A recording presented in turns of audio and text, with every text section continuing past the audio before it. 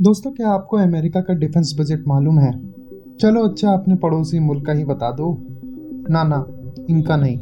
मैं बात कर रहा हूँ इन जनाब की और इस देश की।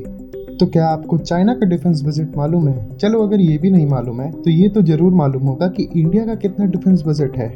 आज के वक्त पे इंडिया का टोटल बजट 45 लाख करोड़ है, जिसमें से 5.95 लाख करोड़ से भारत का डिफेंस बजट है, यानी कि 72.5 बिलियन डॉलर का इंडिया का डिफेंस बजट है आज के वक्त में, जो कि भारत की जीडीपी का 1.97% कंट्रीब्यूट करता है। वहीं पे बात करें चाइना के टोटल डिफेंस बजट की, तो चाइना का total defence budget 223 billion dollar है। हालांकि रिसेंट रिपोर्ट जो कि Stockholm International Peace and Research Institute द्वारा पब्लिश की गई है, उसकी एक रिपोर्ट में चाइना का टोटल बजट लगभग 290 बिलियन डॉलर से भी अधिक एस्टिमेट किया गया है।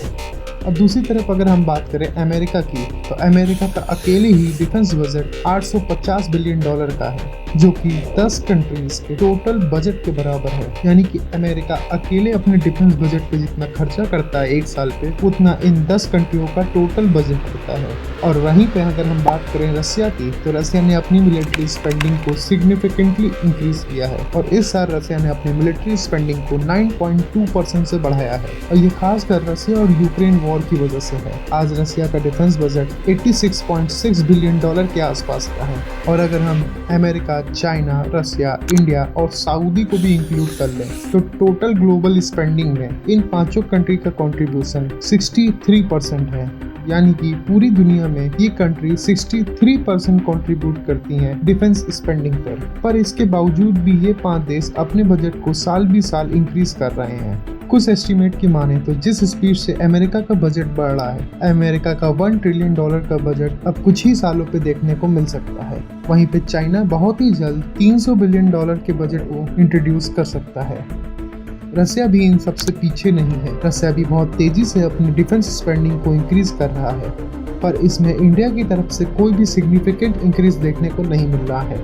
अगर एक्सपर्ट की माने तो इंडिया हर साल पे अपनी जीडीपी का 3% स्पेंड करना चाहिए अपने डिफेंस के ऊपर, लेकिन हम लोग अभी भी अपनी जीडीपी का सिर्फ 1.5% ही स्पेंड करते हैं डिफेंस बजट के ऊपर। हालांकि इस साल हमारी जो डिफेंस स्पेंडिंग है वो 1.97% है, लेकिन ये 2% के बराबर भी नहीं है। और अगर एक्सपर्ट्स की माने तो इंडिया को अपनी जीडीपी का 3% अपने बजट के ऊपर हर साल स्पेंड करना चाहिए, और हम लोग सिर्फ अभी 1.97% यानी लगभग 2% ही अपने डिफेंस बजट के ऊपर खर्चा करते हैं।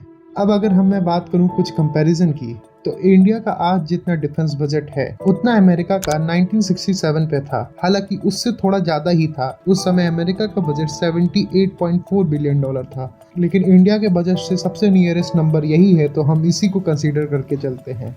तो उस वक्त अमेरिका अपनी जीडीपी का 9.2% सिर्फ मिलिट्री स्पेंडिंग के ऊपर खर्चा कर रहा था, और हम लोग आज भी 1.9% ही खर्चा करते हैं, यानी 2% तक भी नहीं खर्चा करते हैं। और अमेरिका 1967 पे ही अपनी टोटल जीडीपी का 9.2% स्पेंड कर रहा था। तो आखिर क्या कारण है जो भारत इतना कम खर्चा कर रहा है अपनी डिफेंस स्पेंडिंग पर? क्या वो देश जिसके आज के वक्त में दुनिया में सबसे ज्यादा जनसंख्या है, या वो देश जो एक ऐसा लौता देश है जो दो न्यूक्लियर आर्म्ड एनिमी कंट्री से सराउंडेड है, क्या उसका डिफेंस बजट 100 बिलियन डॉलर्स तक नहीं होना चाहिए? क्या उसके लिए सिर्फ 76 बिलियन डॉलर की डिफेंस स्पेंडिंग काफी है? अगर आप भी इसका जवाब जानना चाहते हैं तो मेरी वीडियो को पूरा देखिए, और चलिए शुरू से समझते हैं सारी चीजों को। इंडिया का इस साल का जो टोटल बजट है वो 45 लाख करोड़ रुपए है, जिसमें से इंडिया का इस साल का टोटल डिफेंस बजट जो कि कंट्रीब्यूट करता है 13.18% ऑफ टोटल बजट।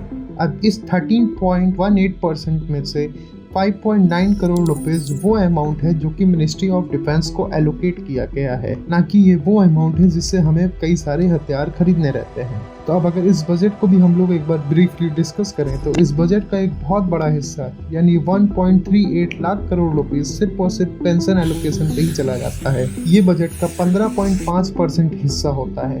इसके अलावा जो रिमेनिंग बजट होता है वो एक्चुअली में हमारा डिफेंस बजट होता है, जिसमें से इस साल 57% यानी 1.62 lakh crore rupees of capital allocate किया गया है defence modernisation and infrastructure development पर। इसके अलावा बॉर्डर रोड और ऑर्गेनाइजेशन पे 43% की हाइक देखने को मिली है, यानी 5,000 करोड़ की, जो कि इस साल BRO बॉर्डर रोड ऑर्गेनाइजेशन को एलोकेट किया गया है।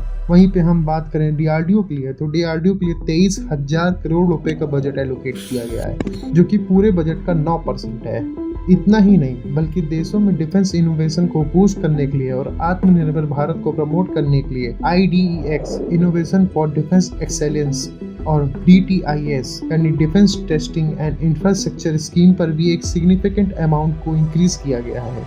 अब अगर हम बात करें तीनों सेनाओं की, तो इंडियन एयरफोर्स को 56,000 करोड़ रुपए एलोकेट किए गए हैं। वहीं पे इंडियन नेवी को 52,000 करोड़ रुपए एलोकेट किए गए हैं और इंडियन आर्मी को 37,000 करोड़ रुपए एलोकेट किए गए हैं। अब अगर लास्ट ईयर से हम इस बजट को कंपेयर करें, तो इंडिया का इस साल का डिफेंस बजट 13% से इंक्रीज किया गया है और सरकार ने भी इस बात का आश्वासन दिया है कि इंडिया का बजट 2030 तक सिग्निफिकेंटली इंक्रीज किया जाएगा। पर जो ये डिफेंस बजट है, यहाँ तक कि अभी तक आने वाले इंडिया के हर डिफेंस बजट में जो सबसे बड़ी समस्या रही है वो ये रही है कि सरकार जिस रफ्तार से इन बजट को इंक्रीज करती है, वो देखकर कहीं से भी ऐसा नहीं लग रहा है कि इंडिया 2025 या 26 तक $100 बिलियन के डिफेंस बजट को टच कर पाएगा।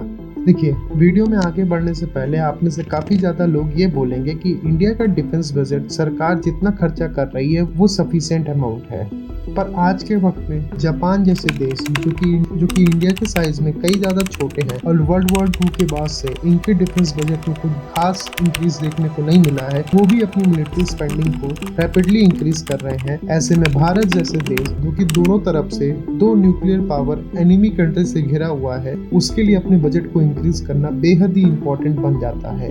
इसके अलावा इंडिया के नेबर में एक मिलिट्री डिक्टेटरशिप भी है और एक चाइनीज नेवी की बैकयार्ड बोले जाने वाली कंट्री भी है, जिसकी वजह से इंडिया को अपने डिफेंस बजट में एक सिग्निफिकेंट इंक्रीज करने की जरूरत है और इसीलिए ऐसे में भारत अपनी फोर्सेस में जितना कम खर्चा करता है वो अमाउंट सफिशिएंट नहीं है। और अगर आपको फिर भी मेरी बात बेकार लग रही है, तो मैं यहाँ पे एक फेमस कोट को मेंशन करना चाहूँगा, if you want peace prepare for the war by JF Kennedy.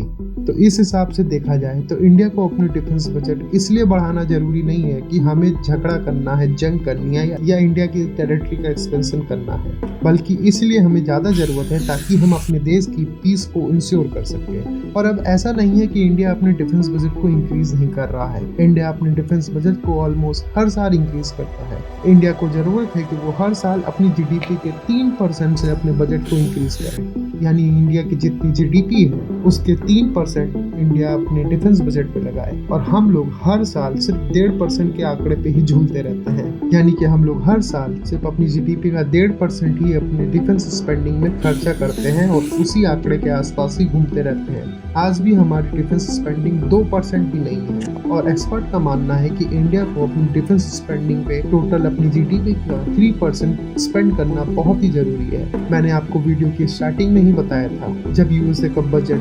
1967 पे हमारे जितना ही था, बल्कि थोड़ा सा उससे ज्यादा ही था, तब अमेरिका अपनी GDP का 9.42% खर्चा करता था अपनी डिफेंस के बजट पर। बल्कि आज के वक्त में सरकार इस चीजों को एक्नॉलेज भी करती है और सरकार का कहना भी है कि वो डिफेंस बजट को 10 से 20% और इंक्रीज करेंगे 2024 और 25 पर। तो अगर इसको आप थोड़ा सा भी कैलकुलेट करें, तब भी ये इंडिया की GDP का 3% भी नहीं होगा। कई एक्सपर्ट्स का ये भी मानना है कि इंडिया ये जो इंक्रीज करेगा वो 2024 के इलेक्शन को टारगेट करने के लिए ही करेगा। पर अब अगर आपको इस चीजों को बहुत ही अच्छे से समझना है, तो मैं आपको retired major general doctor Anil Kapoor Lal Singh sir के द्वारा लिखे गए एक आर्टिकल की लिंक डिस्क्रिप्शन पे दूंगा, जिससे आप समझ सकते हैं कि आखिर इंडिया के डिफेंस बजट को इंक्रीज करना कितना इम्पोर्टेंट है। अब क्या ये सब जानते हुए इंडिया को अचानक से अपना बजट $100 बिलियन कर देना चाहिए? तो अगर हम retired farmer defence officer Hardeep Singh sir की माने, तो उनका यही मानना है कि इंडिया को अपने इंडिजीनियस प्रोजेक्ट के ऊपर ज़्यादा ध्यान देना चाहिए, ना कि सडनली अपने बजट को बढ़ाने पे, क्योंकि इसकी वजह से इंडिया पर कई सारा एम्प्लॉयमेंट इंक्रीज होगा, इनोवेशन और रिसर्च कल्चर को भी प्रमोट किया जाएगा यूथ पर, और सिंपली बोले तो इस रास्ते से यूथ को एक प्रॉपर सोर्स ऑफ एम्प्लॉयमेंट मिलेगा। और और आत्मनिर्भरता हमारे लिए फंड्स को भी बचाएगी, जिससे हम अपने फॉरेन रिजर्व को भी बचा सकते हैं और इंडिया के डिफेंस मैन्युफैक्चरिंग को बूस्ट कर सकते हैं और आने वाले वक्त में इंडिया के डिफेंस को भी अच्छे से बूस्ट कर सकते हैं। और इसी से इवेंचुअली हम डिफेंस बजट को भी धीरे धीरे ही सही लेकिन एक अच्छी स्पीड में बूस्ट कर सकते हैं। पर जब तक हमारा बजट इतना नहीं हो जाता कि हम पीस को इंश्योर कर सके, तब तक हम क्या करें? तब तक के लिए हमारे पास कुछ और रास्ते भी हैं, जैसे एक रक्षा फंड को बनाना, जिससे हम हर साल कुछ पैसा सेव करके इस अकाउंट में डाल सकते हैं, जो कि वॉर जैसी सिचुएशन में इंडियन फोर्सेस के लिए यूज किया जा सकता है। इसके अलावा एक रास्ता ये भी है कि हम डिफेंस पेंशन को इंडिया के डिफेंस बजट से हटा दें। यहाँ पे पेंशन बंद करने की बात नहीं हो रही है, बल्कि यहाँ पे डिफेंस पेंशन को मिनिस्ट्री ऑफ डिफेंस से हटा के किसी दूसरी मिनिस्ट्री के अंडर दे दिया जाए, जैसे कि इंडिया की ministry of personnel public grievance and pension ministry. अगर इन मिनिस्ट्री के अंडर हम डिफेंस पेंशन को ट्रांसफर कर देते हैं तो भी हम इंडिया के डिफेंस बजट को एक अच्छे खासे पोटेंशियल पे यूज कर सकते हैं। अब इस हिसाब से क्या करना चाहिए और क्या नहीं, ये ओपिनियन आप कमेंट सेक्शन पे जरूर दे सकते, और कोई नया ओपिनियन हो तो उसको भी जरूर दे सकते। तब तक के लिए मैं आपसे मिलूंगा एक नई वीडियो में। जय हिंद, वंदे भारत।